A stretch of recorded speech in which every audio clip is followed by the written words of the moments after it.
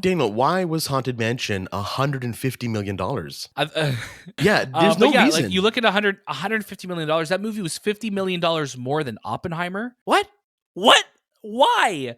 It blows me away. And then people wonder why studios, have layoffs and stuff like that. It's because there's dumb decisions made from the top, and then unfortunately impacts everyone at the bottom.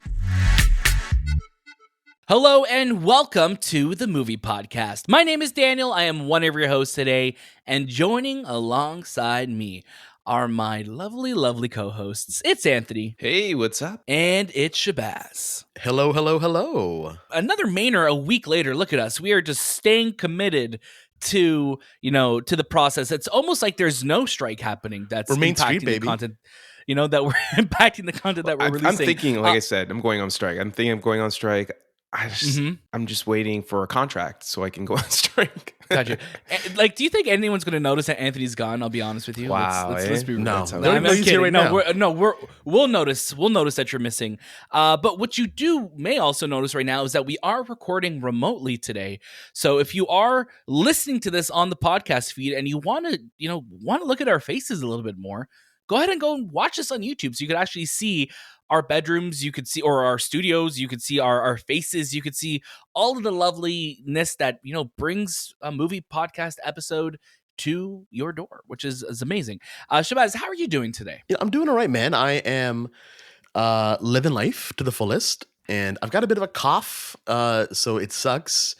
But other than that, man, I'm trying to not think about the sadness of movies kind of going away right now. It's funny because we are recording remotely. Movies are being delayed. I'm like, hold on a second. Did we just go back in time to like 2020? Because that's what it feels like right now. It feels like we have turned back the clocks back to the time where movies were being delayed. We couldn't record together. And then now here we are. Anthony, how are you doing? I'm doing all right. It's been a long week. This week, we've had like so many a lot of events, even though there's not a lot of things, but we had the Talk to Me movie last week. We had the interview. We had we watched Oppenheimer, Teenage Mutant Ninja Turtles. There's a lot of things happening, even though Hollywood's kind of on pause. But yeah, it's been interesting. It's been interesting for sure. And yeah, it turned into an unexpectedly busy week, as it has been. As we move forward into August, our episodes and our kind of releases are going to be looking a little bit different because there might be some gaps because of, interviews and things like that aren't really happening. Also, movies are starting to be pushed out a little bit. So as we know more, as things start happening, guess what? You're already in the right place. We're going to let you know exactly what that's going to look like because this is the Movie Podcast. You can catch brand new episodes all throughout the week, and every single Monday you could catch a brand new episode, a new Mainer that I think throughout all of August. It'll be safe to say that we'll have our main episodes back because there's so much news to talk about in the world of movies, in the world of shows, in the world of entertainment. You're in the best spot, so stay here. If you want to follow us on all socials, that'd be so lovely. We would so appreciate you for that. You can follow us at The Movie Podcast on Instagram, Twitter, TikTok, and Letterboxd. And check out our show notes below because, like I already said, you could watch this on YouTube if you want to see our lovely faces. You could also join our Discord. So we have some great conversations going on in the Discord chat right now for all of the incredible movies that are out. You don't want to miss any of that, so join our Discord. I mean, what am I missing? There's so many incredible episodes of our show out already that you could watch, like Anthony and Shay spoke about with Talk to Me. You could go check out their review of that on Tuesday. So tomorrow, if you're listening to this on the first day that is out, because why wouldn't you? You love us. You could check out their interviews with the directors of Talk to Me. You don't want to miss it. It's already up on YouTube if you want to see the video version, but if you're waiting for the audio version, it will be on Tuesday. So look forward to that. Now, I just want to let's get right into it today. We've been changing it up a little bit with the main episodes. Let's start things off about what we're watching. And Shahbaz, I'd love for you to start us off what we're watching. Anthony's already given us a little bit of a spoiler that we got to see Oppenheimer in IMAX finally. So I would love for you to tell us what you're watching and we'll get the conversation going. Yeah, for sure. So, yes, Oppenheimer in 70mm IMAX. Had a chance to check that out, and I felt like my life had changed after watching it. It was crazy. It was insane. It was a theater experience that I haven't felt in a very, very long time, since I was a kid, I would say. I wanted to go back and revisit Pearl Harbor for a bunch of reasons. A, Oppenheimer. B, Josh Hartnett. And man, it's a rough movie, but there's some like jankiness to it that like you can't help but enjoy. So I rewatched that. We watched Teenage Mutant Ninja Turtles, Mutant Mayhem, Haunted Mansion. I'm watching The Righteous Gemstones. I'm loving this season so far. It's so funny, and I'm so glad they got picked up for a fourth. And of course, we have Talk to Me as well, which we have our interview out with the directors in the review. Now, you mentioned Righteous Gemstones. I am a couple episodes behind right now, but how would you say it? How has it been? I guess compared to the previous season to season 2, So much better. because we're at season 3. It's better than season 2. Oh my god, yeah. Season 2 I wasn't a huge fan of. There wasn't really much happening in it for me. But season 3 is really good. It seems to have like an identity. It seems to know where it's going and what it's trying to do. And I've been really enjoying that fact. Anthony, how about yourself? Jump on in. We got to go watch Oppenheimer together in IMAX, which I remember. So I took my dad to go see it last Monday or Tuesday, and I remember just the feeling of my heart in my stomach when you see the full screen being taken up. And we're going to talk a lot more about Oppenheimer and IMAX very, very soon. But tell us kind of your top of the head experiences with seeing it in that format. Unreal, like unreal. The movie just, the moment it starts, it's like you're just sucked in, and really like that opening sequence is just really impactful. But I'm so glad that a 70 mil IMAX screen is just down the street for me, even though like, and I think about all the people who don't have that experience near them, and they have to like venture or figure it out. But my gosh, it's really the only way to watch that film. It's, yeah, my second viewing is the better viewing, and it was emotionally more impactful than the first, for sure. Yeah. That's, I don't want to spoil too much because we have something special down the road, but yeah. Oh. And it's not the IMAX actual theater down the road. Or is it down the road? We don't know. But what else have you been watching this week, Anthony? Talk to Me. I watched it with Shay, one of probably the best horror film of 2023. And I want to almost say like one of the most surprised movies for me of 2023. We probably will have like an episode on our favorite movies of 2023, but this one, like, it's up there. It's up there with Oppenheimer. It's up there with Barbie. It's just really, really well done, and really, just the whole idea of horror and how you can still make a movie like this in today's age. It's just fantastic. Teenage Mutant Ninja Turtles, Mutant Mayhem, which we have our review out for. Righteous Gemstones, I'm all caught up with Shay, as well as Dark Side of the Ring, which is that documentary on past wrestlers and their dark side and the dark side of wrestling. This week was Bam Bam Bigelow. If you remember, I forgot which WrestleMania was Bam Bam Bigelow versus Lawrence Taylor, which was a huge WrestleMania because Lawrence Taylor was a football player, and it was the first time really like an athlete was involved that was not part of the wrestling world, and kind of was infused with the wrestling world and got them to actually fight someone, which was interesting. But then his whole life, which was tragic.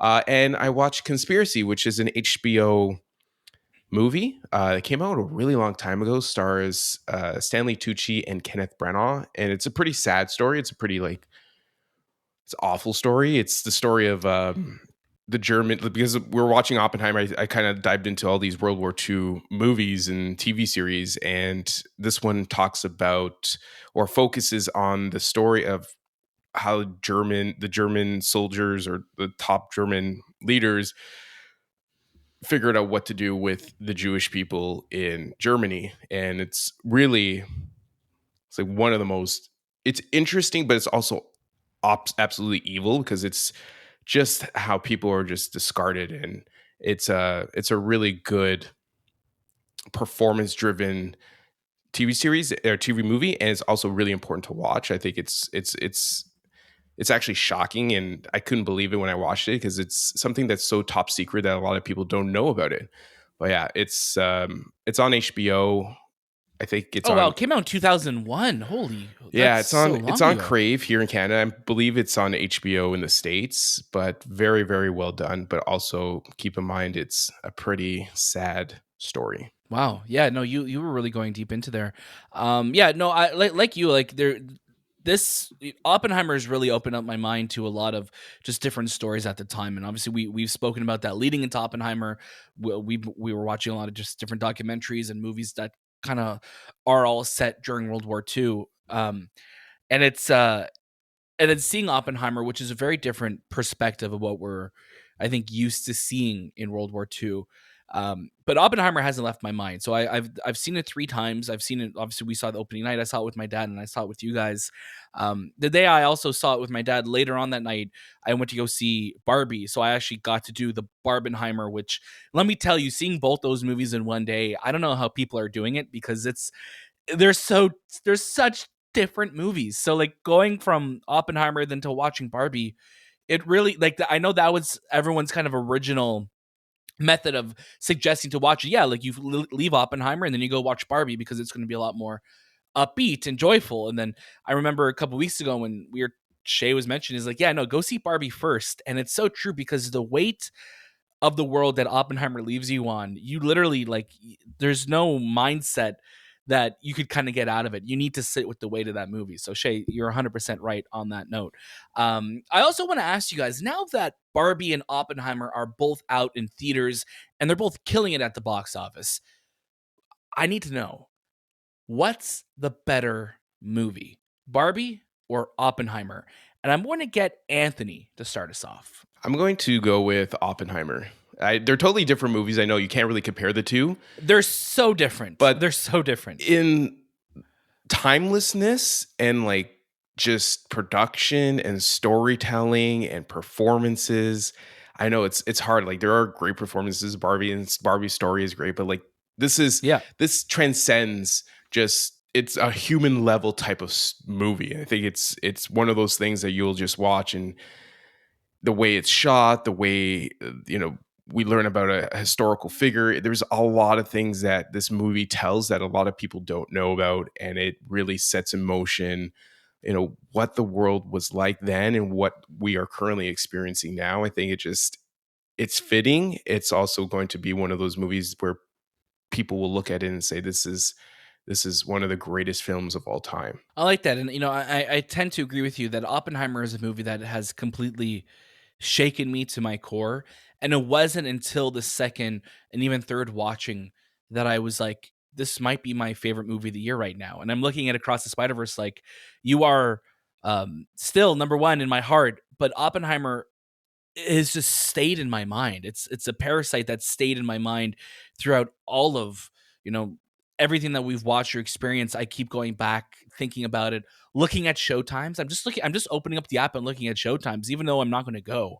I'm still thinking about, like, I want to go and watch it, or I can make the showtime, or listening to the soundtrack.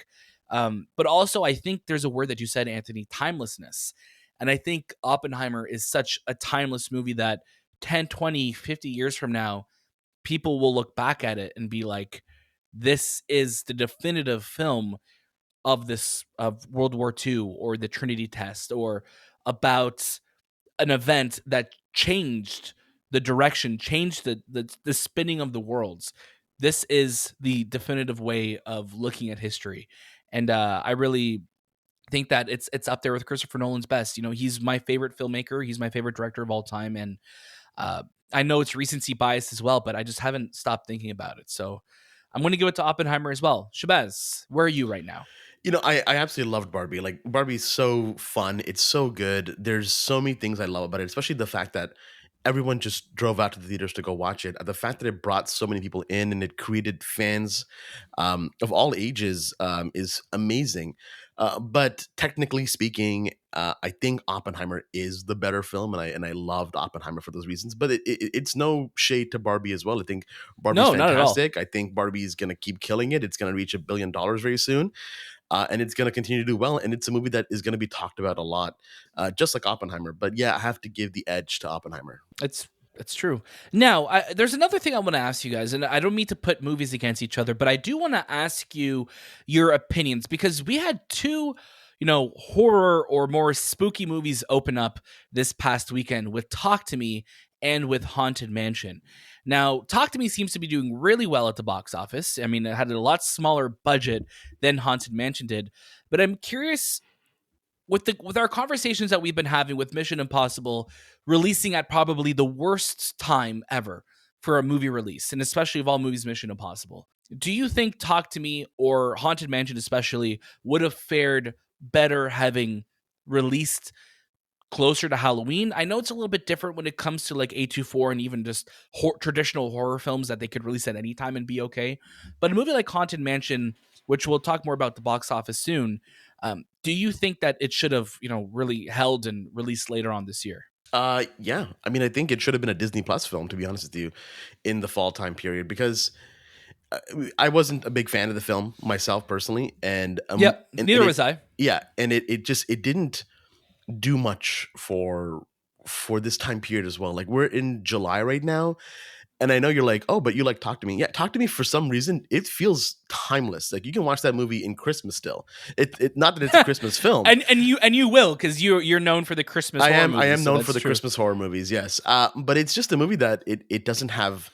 It doesn't feel like it's fitting into a type of year, whereas Haunted Mansion really feels like, oh, we're the spooky Halloween film, and Talk to Me is just like, we're a good movie and we're just a horror movie. Yeah, and I think that's so true. Yeah. Haunted Mansion it plays the tropes of the Halloween, spooky, ghosty, go into a haunted mansion, go into a haunted house, that type of thing. So it would have probably worked better during Halloween, while Talk to Me doesn't revolve around that horror Hollywood trope of this is Halloween. This feels different because it's very viral based. It doesn't have like a time period like Shay said where it's like, oh, it's fall, it's Australia, so it's probably like summer, it's always hot. Like it just feels like something that would have been captured at any moment. And it's the hand that really like spooks you out, that you don't really need it to come out during a specific month for it to be impactful for a genre. Yeah, and I think that's so true, because you look at Haunted Mansion, I'm like, you're releasing a week after Barbie and Oppenheimer. They got moved there because the Marvels was supposed to come out this weekend. Like, it's crazy to think that we were supposed to live in a world where we'd have all these massive movies just overstepping each other. And we knew years ago that this would be an issue with during the pandemic, that like all these movies are going to need to come out and find their way. And some movies are killing it and finding their audience. And even obviously a week later, Barbie is making, headlines, and Oppenheimer is making headlines and breaking records for their respective type of films. And it's amazing to see that. And then you see other movies where are truly suffering because of where they're releasing. And I think putting anything close to Barbenheimer this year, like I think once a year there's always that movie or that moment that really shifts that just kind of shifts the way people go to the theater and brings the normies out. And like, no disrespect to the general audience, but when you're getting people talking about a movie that don't traditionally talk about or care about movies or going to the theater ever, that's when you're going to start breaking records. And that's what Barbie's doing, and Oppenheimer's getting that engagement out to the theaters as well too. So to have movies like Mission Impossible really struggling, and to have Haunted Mansion struggling as well too, especially with those budgets. I really hope that studios going forward start to try and think a little bit more about the strategic releasing of their films. But this is also a time where studios are making really strange decisions and pushing movies because they don't want to pay their actors or their writers, the fair wages. So we're going into a very interesting time in the next year. I want to talk about Mission Impossible just quickly because last year around this time, Top Gun was unbelievable, right? Like, it was hitting the numbers. It was hitting, a month and a half later. Wasn't it that it started number one and then ended the summer as number one? And it's also a movie that you just, it's one of those once in a moment type of movies where it really connected with the audience. And no offense to Mission Impossible, Dead Reckoning? It had like Oppenheimer and Barbie, that the marketing behind it and just the juggernaut it became, and it just became this snowball effect where everyone was connected to it. It really had no chance. It truly didn't. Even though that it's a good movie, it's a great film. It has an amazing story, great performances. It just couldn't keep up like all the other movies from last year that just couldn't beat Top Gun. And Top Gun had no like the idea of the sequel to Top Gun had no right being first in the summer and ending the summer first.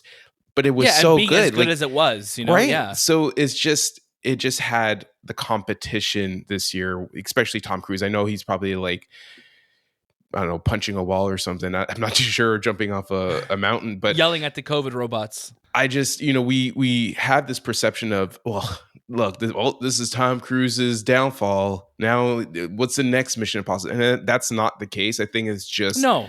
a time period where there's things that become bigger and bigger. And hopefully the next Mission Impossible, it comes out during a time where the conversation can strictly be Mission Impossible. Look at Indiana Yeah, Jones. Indiana Jones, one of the yeah. biggest franchises in the world. No one talked about it. No one talked about it. And It came and went, right? Yeah, it And didn't even that's come. what That's the sucks. problem. It didn't even come. Yeah. and that's what's wild, right? Like, I love Dead Reckoning. Like, I really do love that movie.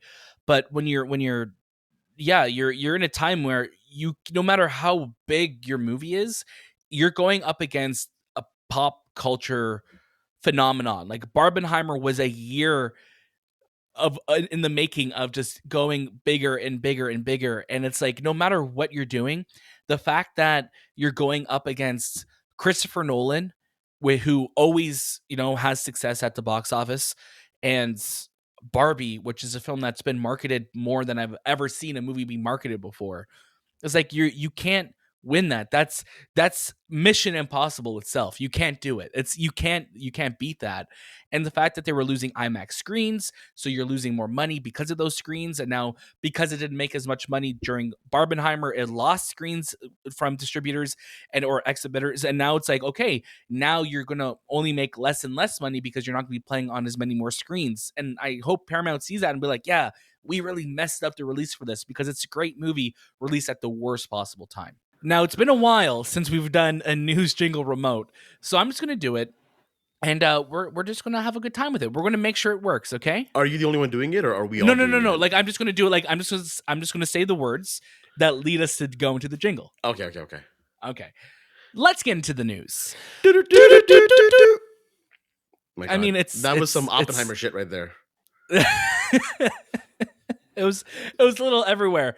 Now let's get to the biggest news of the week, which obviously is something that we literally predicted last week. We're like, hey, are movie delays incoming?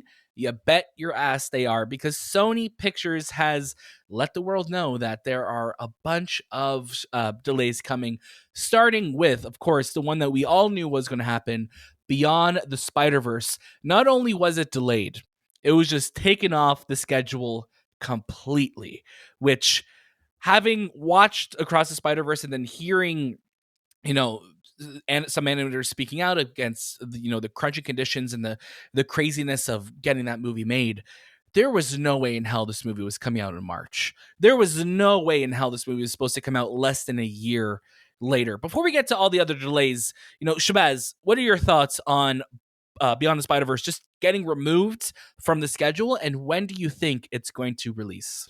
Just give me a year. I think 2025 is a realistic area to be in. Again, it also depends on when studios can go back to making movies. But yeah, we're not surprised at all. I mean, Beyond the Spider-Verse isn't even close to being done yet. It's not even, I think it's like maybe only a couple of percent in to getting started. So it's gonna be a while, and I'm okay with it as long as you give me something as good as Across the Spider-Verse or better. I will definitely let the time happen. It's hard, man. Like I'm seeing people saying, like, yeah, people think that it was coming out next year. I could see even something even crazier, because they've had so much backlash with the working conditions for this movie. I would even say 2026. Yeah, Like, definitely possible. I think it's going to be a lot of a bigger delay, and obviously it sucks for us who we're waiting and so excited for it, but we want the conditions of the people actually making the movie to be good and healthy, and to be, well rested and be able to eat. So yeah, I think we're okay with that. Anthony, how about you? Any predictions on a release here, and what are your thoughts on it being removed entirely? Well, I remember you guys saying it the most, that, yeah, there's no way this movie is coming out the next year. And then, you could see the chain reaction of the VFX artists who were affected by it, and it kind of led up to, okay, now it's completely off the table for 2024. So, Shay's right. 2025, 2026 is a good time for it to come out. Then again, we don't know what the world looks like at that time.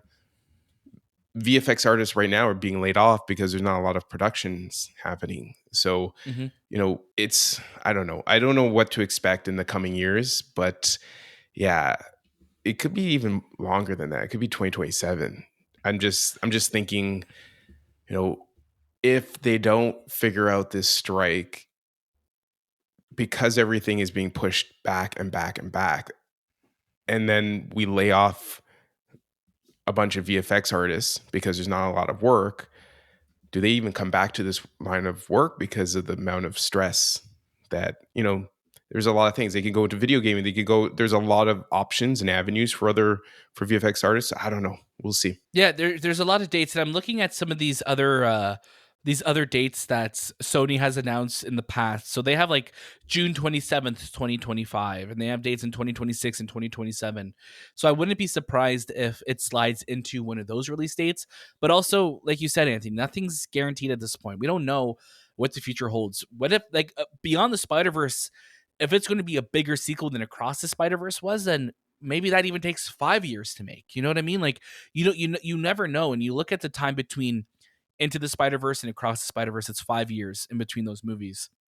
I could easily see them taking as much time as they want and maybe using that time as well. Like, at the end of the day, Across the Spider-Verse did very well at the box office, but they're going to want to take as much time as they can to make a better sequel, something that even tops that. So I think we're looking at least 2 to 3 years before we see Beyond the Spider-Verse, which it's hard, especially ending with the cliffhanger of an ending. Some other shifts that we've gotten this year. Of course, Kraven the Hunter was supposed to be releasing on Shahbaz's birthday. But guess what? He got another birthday present saying, don't worry, you don't have to watch this on your birthday. It was my Mario movie. It was your Mario movie. So I got the Mario movie on my birthday. And of course, Kraven fan number one, Shahbaz, was when he gets I was craving some Kraven, buddy. His birthday.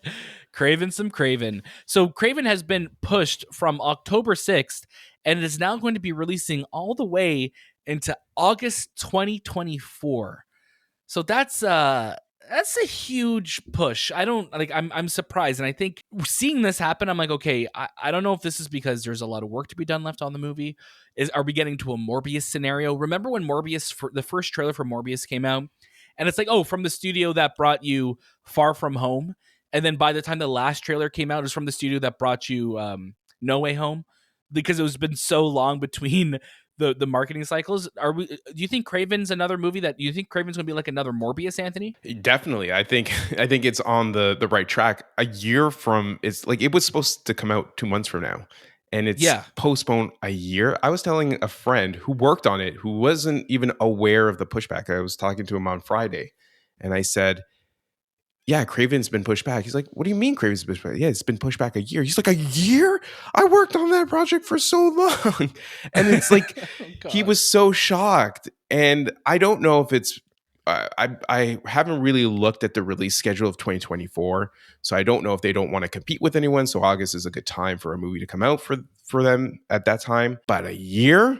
Like even March or April, I feel like there's space for Kraven to shine its fur, but really it says a lot about, do they really believe in this movie, do they not? And there's also, like, I don't think it's going to be a great film just based on the trailer. Kraven doesn't even have an accent. Like, that kind of bothers me. Like, why does Russell Crowe have an accent and you have Aaron Taylor Johnson with a British accent? I would feel like a British accent makes more sense than just having this American accent, but that's another story. But yeah, it's that's too far, and I feel like it's gonna get crushed by that. It's tough, but also when you look at March next year, we have Elio, which is the Pixar film. We have Kung Fu Panda 4. We have A Quiet Place Day 1, and we have Godzilla Kong, The New Empire, and Snow White coming out, and Mickey 17 coming out. So like, it's another busy month at the movies next year. So I'm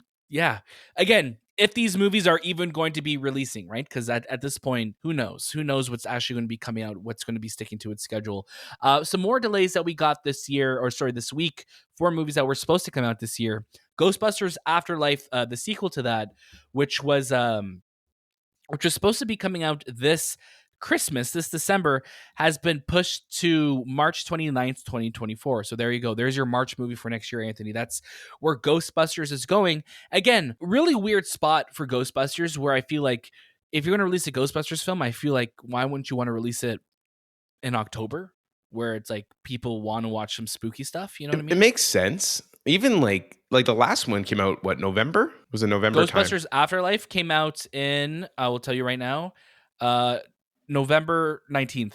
Yeah. Yeah. So even like around that, like just the fall, like at least stick to the theme of the season. But fucking March, I don't know. Yeah, Whatever. March is a tough spot. Shay, what are your thoughts on this? It is a tough spot. I mean, I don't know. It's a. I'm curious to see how it does. I think none of the movies that you've kind of mentioned for March right now, minus the Bong Joon-ho, Mickey 17, 14? 17, yeah. 17. None of them are really grabbing my attention. But like like in terms of like competition wise? Yeah, like they don't seem to be, I think, lighting the world on fire. I don't think they're going to be as big of a film. So I don't know what March is going to look like. Right now, maybe Snow White will do really well because obviously you have Rachel Zegler. Yeah. But I don't know, man. We'll have to see. But it's still big movies, right? And even A Still Quiet big Place, movies, like yeah. A Quiet Place and Godzilla versus Kong, like those are huge movies to put Ghostbusters up against. I just don't know if anyone's excited for any of these films, though. I'm not excited for any of those. Maybe Yeah. Snow White, but like, I don't know. I don't think Yeah, I know, anyone's but excited. at least they're proven like movies that make money though, right? Yeah. Like Godzilla and Kong and things like that. Like that's big to come out like that week, right? Where it's like, Yeah. oh, like you're coming up. But I feel like against people are a bigger little bit movies. more, they will be a little bit more selective going into movies next year, especially. So we'll Yeah. see what happens. Yeah, we will see what happens. It's a tight month. Like there's a lot happening. So again, it's just like a lot of stuff's going to be thrown at you, and we're going to see what comes to the top, right? I don't think anyone expected the movies that, I don't think we knew Barbie and Oppenheimer, I think we're going to do well, but I don't think people expected them to do this well. You have movies like Mission Impossible not lighting the world on fire at the box office. So like we're in a time where there's no guarantees either way now, right? It's really creepy. That's kind of like just how things are right now. Another interesting delay that we got, and this for a movie was supposed to be coming out next week. Gran Turismo got pushed. So they got pushed another 2 weeks out. So it's now coming up at the end of August 25th, that we're finally going to see Gran Turismo. Do you guys have any speculation to why this happened? It's a little bit of a weird one. I don't just think it's because of Barbenheimer. I think they were seeing how well Barbenheimer is doing, and they're like, "Okay, Yep. 2 more weeks is not going to hurt us too much. It may benefit us." It's interesting because the studio is going to release Gran Turismo in select theaters on the weekend of August 11th, and then August 11th and 18th. So there's going to be like these like almost like early screenings that people could buy tickets to. Then it's finally going to expand wide on August 25th. So it's a very strange strategy. And when we saw the press release come out and said, actors can't promote this movie, but the fans can. So I feel like they're trying to get fans to see it those opening weekends to bring the hype and get word of mouth going, so people could be like, oh, when it opens wide, we'll have more people interested in it because people saying it's a good movie, which everything we've heard so far, people have been saying it's a really good movie. So It's just, I think the phrasing of that it felt super weird and tone deaf. Yeah. But I get it because Gran Turismo is based on a video game, so fans of the video game should be pushing this movie to have people watch. But yeah, and do well. It's just, man, like, who thinks of your like, who writes these things? I'm it's definitely not me. But and you know what I'm saying? Like, why can't they get proper people with just common sense and say, let's phrase this in such a way that it's like this won't make any issues online by saying something like this. It's like, oh, okay. Are you going to pay the fans to also give you good reviews too? Like, it's just weird. It's so strange. I don't like the phrasing at all. 2 movies got dates as well too. So we now have a date for Venom 3, which is now going to be released on July 12th, 2024, and Bad Boys 4, which is set to be released on June 14th, 2024. Now, I know, I think both of these movies have begun shooting, or at least Venom 3 has begun shooting. I just want a quick yes or no from both of you guys. Will Venom 3 hit its release date? No. Anthony? Can I have a fourth? I don't care. No, I'm just joking. No. Yes or no? No. Will Bad Boys 4 hit its release date? No. Yes. Interesting. Okay. I always think back to when we watched Bad Boys for Life, which again, they had such a great title that they used on the third movie. That owned January, and that really was the kind of the last movie theater experience we had before COVID. So I'm curious if they decide, hey, you know what?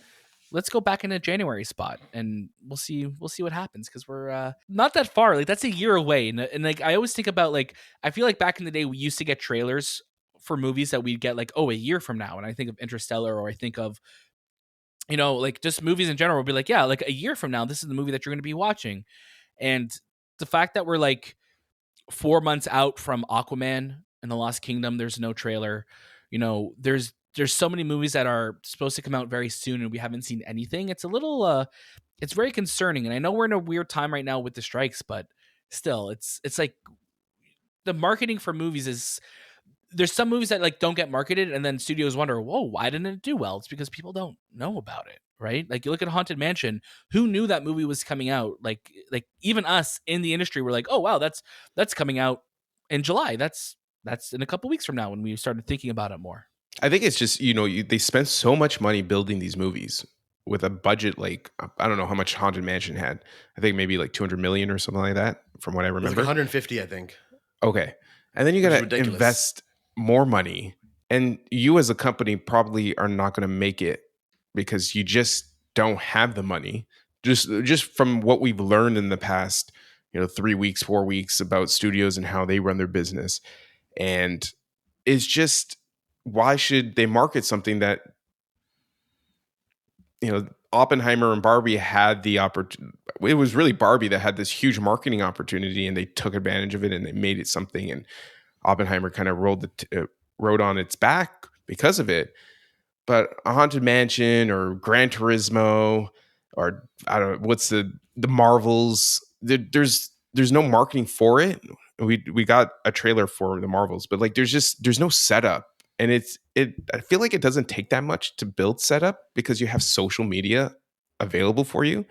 And yeah, that's like that excitement of like, oh my God, this is like, or we look at The Dark Knight or Barbie or these movies, where it's like, oh my God, you have like this year-long campaign where it's just part of people's minds, their collective unconscious throughout, right? Where they're just thinking about it nonstop.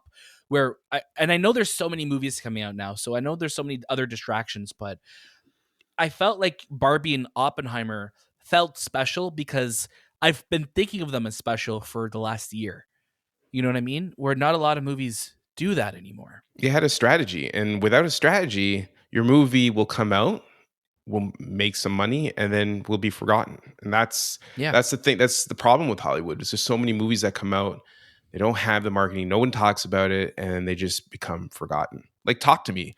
Their marketing was focused through viral campaigns, through TikTok and Instagram, where people were showcasing how scary it was, and the hand and all these things. But that was, how much did that cost them? Probably nothing, because it was just that word of mouth that really built that excitement for that film. And the budget, and again, it all comes back to the budget, right? Like, you have a budget that makes sense. That was $4.5 million. So anytime you open up that movie, it's going to do well, and it's going to make its money back, because you look at, again, I haven't seen Talk to Me in theaters or at all. I don't know why I specified, but I haven't watched the movie, but I have seen the trailer, and the production value of that movie looks so much more interesting and so much more like I could wrap my head around this than Haunted Mansion, which is a movie I did see in theaters and just looked like it was just like there was nothing that really grabbed me or felt like tangible in it, you know? Daniel, why was Haunted Mansion $150 million? It was also longer than we expected to the lengthwise, right? Yeah. I remember seeing, I think Letterboxd had the time at like 88 minutes. I'm like, oh, that's a short movie. Yeah. Then it was over 2 hours. I'm like, why? I remember at one Why point, is it I'm like, $150 million? Daniel, why? You told me this movie was 88 minutes. Why is it still going? But yeah, there's no reason. Like you look at $150 million. That movie was $50 million more than Oppenheimer. Like, what? Why? It blows me away. And then people wonder why studios, have layoffs and stuff like that. It's because there's dumb decisions made from the top, and then unfortunately impacts everyone at the bottom for the decisions made for the people up there. Speaking of dumb decisions made from the people up top, Seann William Scott was only paid $8,000 for playing Stifler in American Pie. And he says, I ended up having to work at the LA Zoo as a churro guy, so maybe it was even less than $8K. And the film made $235 million worldwide. Seann William Scott, friend of the show, someone we absolutely adore. This is wild to read, like when this story was breaking. We've been seeing a lot of actors coming out this week on the picket lines, sharing their story, sharing their $0 checks that are being sent by these giant companies. And it's like, first of all, why even send the check for $0? Because like you're spending more money sending more money to cost that than to actually just say like, hey, yeah, you're not getting anything.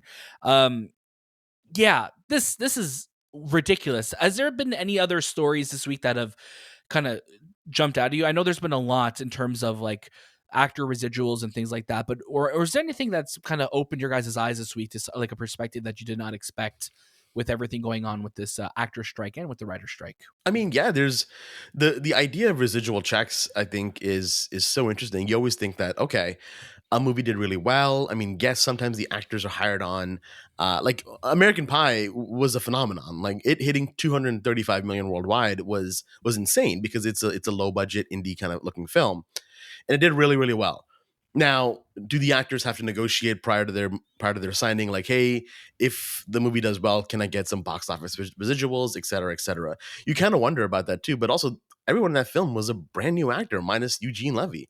So you have people that maybe just don't know how the industry works, or they're just gonna take the break that they kind of get. And then you see the dad from Lizzie McGuire, Mr. Carradine. Also, Yep. $0 checks. It's just wild. That's a show that is probably being watched a lot on Disney Plus, and he's getting nothing from it. It sucks. I mean, it's like you want to pay these artists for their work. It's not asking for a lot. It's not like they're doing movies every day. So give them the money they deserve. Yeah, it's wild. Anthony, any thoughts? Yeah, I think at that point in time, Seann probably didn't have an established career yet, and a lot of times these studios are like, no, you're going to make more money from your future projects. Yeah. And that will lead you, but you got to start from the bottom. And that's the general consensus throughout all types of jobs, right? Like you always got to start from the bottom, you work your way to the top. And yeah, it I don't know. American Pie was probably a risk too, because who knew if it was going to be that big at that time. But I think this point in time, with the way studios make money, especially with executives and how they make money and how that kind of trickles down, I think it's time for proper wages to be standardized throughout the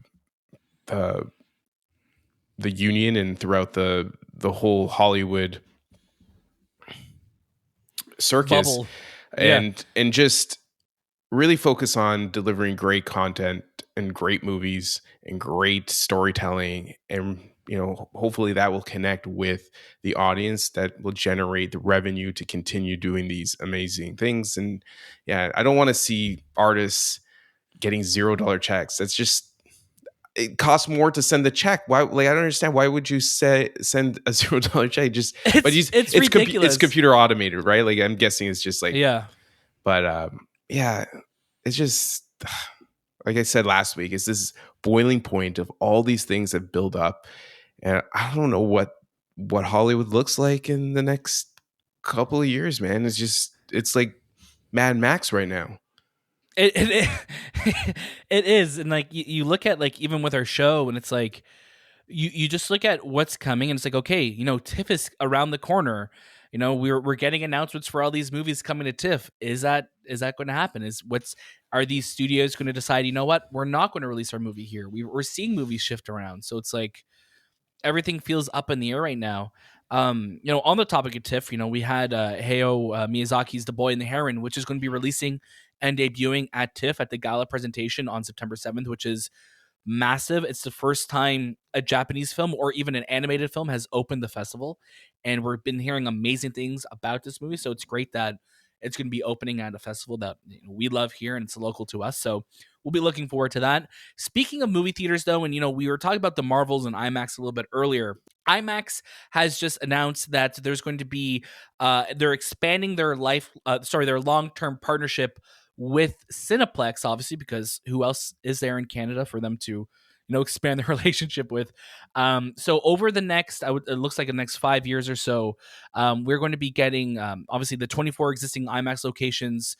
They're going to be staying there. They're going to be staying IMAX, which is great. But they're also going to be new IMAX theaters built. So we're going to have 5 new IMAX systems across Canada, as well as some upgrades to laser, which is very inside baseball for Canadian watchers and viewers of the movie podcast. But more IMAX screens are the better, because if we're looking into getting tickets right now for Oppenheimer, it's the most sold out I've ever seen a movie in IMAX ever. And I'm looking at Avengers. I'm talking about all these films that have released throughout history. Getting tickets to Oppenheimer 2 weeks, 3 weeks out in IMAX is becoming like the new Taylor Swift tickets. It's like, it's impossible to get. You have to start scalping them. You're going to start to have to, going on all like StubHub to try and get good seats for them, because we're living in a wild time. Have you been seeing like the madness of trying to get tickets for this? Have you been seeing the outrage on social media? Oh, It's yeah. nuts. I was able to get tickets for August 13th for IMAX down the road from me because everything leading up to that point has been sold out. August 13th. Yeah. We're not in August at the moment. This day is that's 2 July weeks from now. Yeah. And that's a That's 2 movie weeks that's from now. come out to like 3 weeks beforehand. So it's great, but it's interesting because there's not a lot of IMAX theaters that do this type of thing. They do all laser IMAX. It's all digital. So it's hard to find something that still has like this analog vibe to it. Seeing it and hearing the film, like, that was an experience, and that was the thing, and that's a format you're talking about, Anthony, is like the one that's close to you with the IMAX and being shot on film. But also just traditional IMAX screenings of it have been very full over the last weeks, which is amazing to see. And we're going to talk about box office very soon. But while we're on the topic of IMAX says that the Marvels, which is coming out in November, will get 0 screens because they're showing Dune 2 for 5 to 6 weeks. Of course, Dune 2 being a film that was shot with IMAX cameras. How do we feel about this? I feel like this is the first Marvel film in a very long time to not have an IMAX release. Shahbaz, I'll get you to start us off with this conversation. Yeah, I mean, at the end of the day, Dune is the one that I was most excited to see in IMAX. It's a movie that looks fantastic. The trailer for this movie looks amazing in IMAX. And from what I understand, The Marvels was not shot for IMAX. So it would just be an upscaled version of that movie. So yeah, by all means, give it to Dune. Dune has literally IMAX branding in it.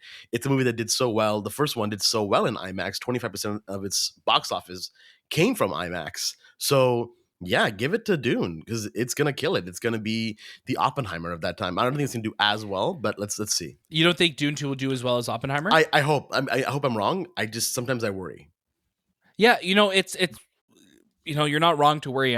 Dune 2 is also a movie that we were worried wasn't even going to happen. If you go back to our review of the first Dune, which we also watched at TIFF, we were worried that, is this movie even going to get a sequel because it's such a part 1 of a movie and they haven't announced part 2. And wildly enough, it actually is going to be released 2 years later, if pending anything happening with the writer's strike. Anthony, I know you have a very specific take when it comes to movies being released in IMAX, and this is something that Tom Cruise had an issue with as well. But give us your thoughts on the Marvels not getting an IMAX release. Yeah, no IMAX theater. That's it. Like, it's straightforward. If you haven't shot any sequences in IMAX, then you don't have your movie in IMAX. IMAX is designed for IMAX movies. And at a time, it might have made sense for movies to be distributed through because there wasn't a lot of people using those cameras. But now with Nolan, with Villeneuve, and who else wants to use it, and I think a lot of directors will start incorporating into their films more and more. That's when you would have your films in IMAX. And there's this competition. Well, Tom Cruise is like so mad that, oh, my movie's not going to be in IMAX because it's going to be digitally stretched and da da da. It'll look good though. And it's just like, but it's not shot. Like when we watched Oppenheimer, you know that's shot in IMAX because you can feel it and you can see it because it's the resolution, it's the scope and of the height and width. Yeah. Or IMAX certified cameras, which we've been seeing a lot more movies doing, where it's like taking up that full frame, right? Right. But even it has to be IMAX. Like if you want your films to be in IMAX, you have to have some sort of IMAX hardware being used in your film to be to shown in a theater like that. And I know that sounds wacky and sounds insane, but just imagine as like a filmmaker who you shot it in this format and you want people to watch it and you don't have the screen to watch it. That's insane. And sorry, Marvel's like that's sorry, Disney, Marvel and Marvels. That's just the way it is. Yeah, and I'm right there with you because you look at movies that take advantage either with IMAX certified cameras, which you look at Endgame, you look at Infinity War, where they have those sequences that the whole movies were shot with IMAX certified cameras that allow you to take up that whole aspect ratio. You feel like you're watching a movie properly in that IMAX format.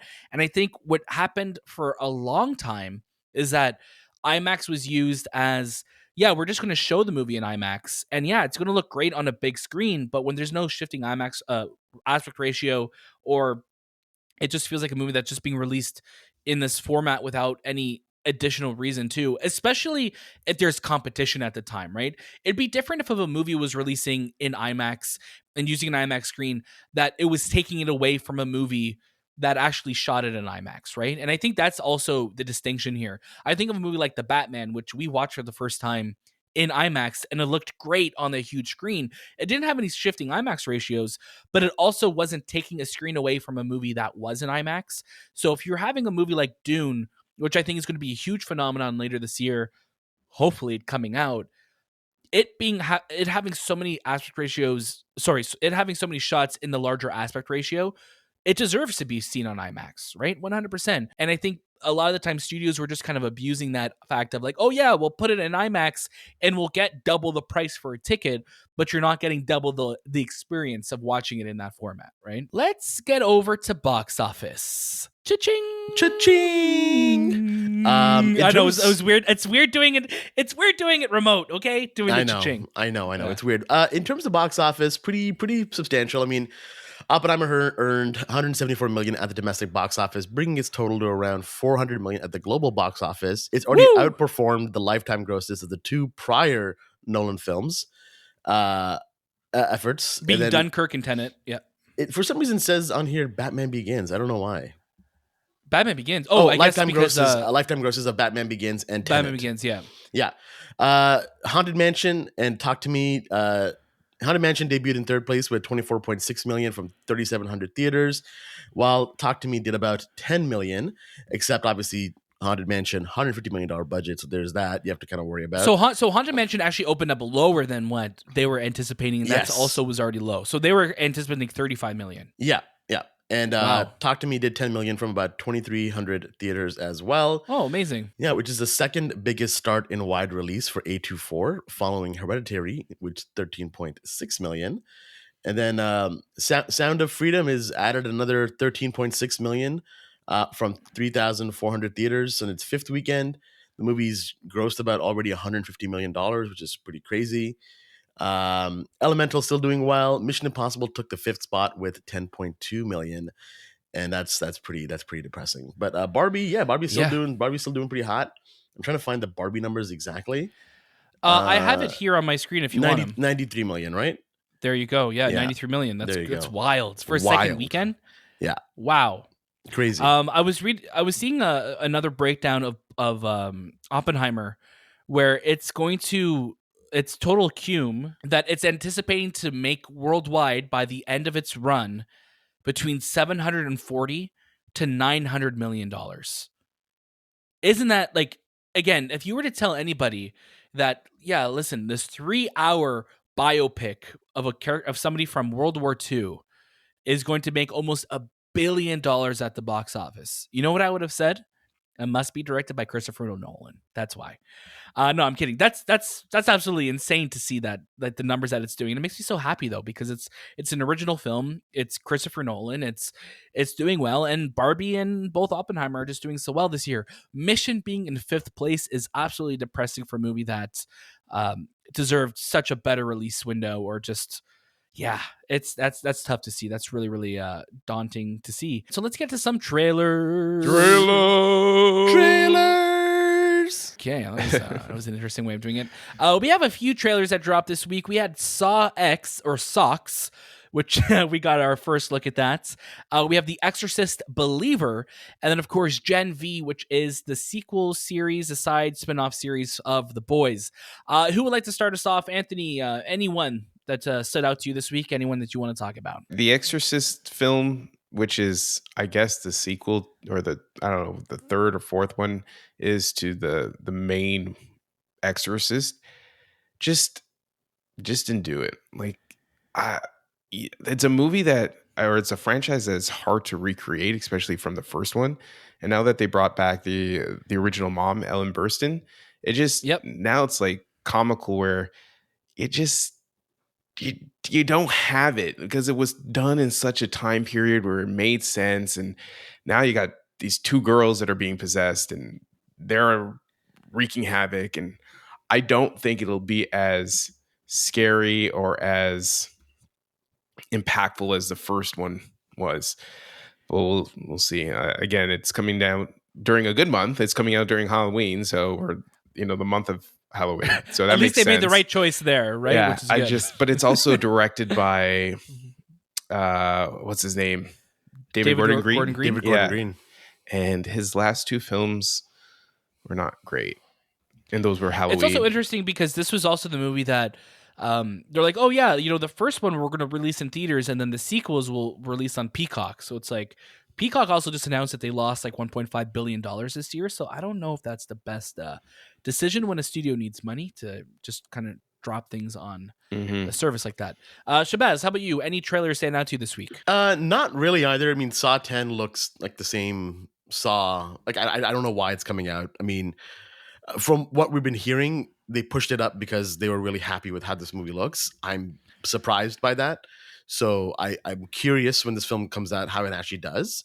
Exorcist Believer was too long of a trailer. Once you have a 3-minute plus trailer and you still can't sell me on the movie, that's a big no-no.